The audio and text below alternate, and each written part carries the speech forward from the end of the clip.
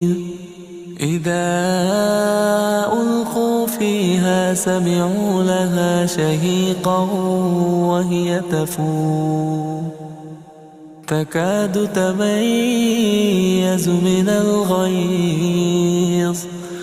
كلما ألقي فيها فوج سألهم خزنتها ألم يأتكم نذير